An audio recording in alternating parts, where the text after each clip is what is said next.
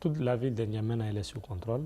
Il y a eu des postes de résistance, à des poches de résistance qu'on a maîtrisés, ils sont sous contrôle. Là, nous sommes en face du palais présidentiel. Ces forces sont tchadiennes. Elles sont soutenues et formées par le Tchad. Parmi les prisonniers, 60% sont des Soudanais. C'est le scénario de la rébellion tchadienne du président soudanais Omar el-Béchir et de son homologue tchadien Idriss Déby Itno. Un scénario qui passe en boucle depuis quelques années. Car depuis quelques années, N'Djamena et Khartoum se regardent en chiens de faïence et s'accusent de tentatives de déstabilisation par groupes armés interposés. La toute dernière, signée par l'UFR, l'Union des forces de la résistance, une coalition de 9 factions rebelles, a eu lieu il y a quelques jours à Hamdam, dans l'est du Tchad.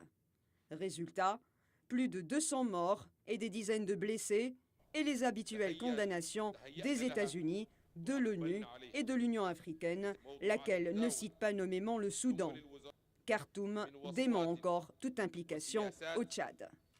Variation sur le même thème, en février 2008, une autre coalition hostile au président Idriss Déby Itno est entrée à N'Djamena, la capitale tchadienne, manquant de peu de le renverser.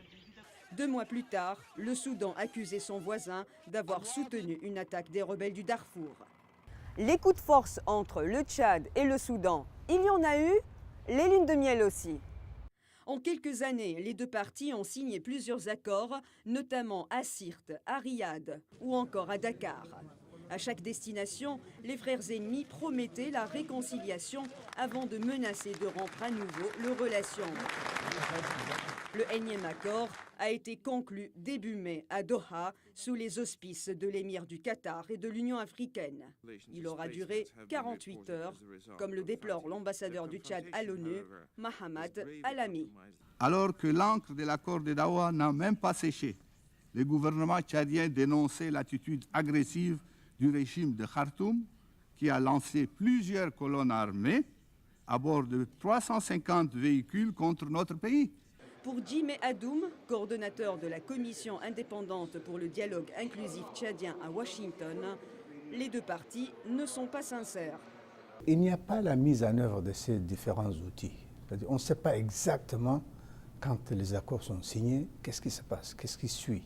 Si on n'arrive pas à savoir les facteurs qui entravent la mise en œuvre de tel ou tel accord, on ne réussit pas à avancer. Djimé Adoum estime qu'au-delà des condamnations, la communauté internationale doit exercer des pressions sur le Tchad et le Soudan pour qu'ils respectent ces accords.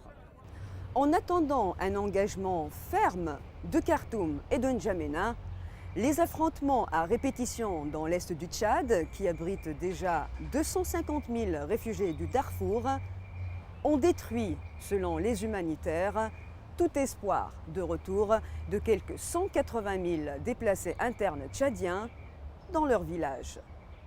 Lamia Gritli, La Voix de l'Amérique, Washington.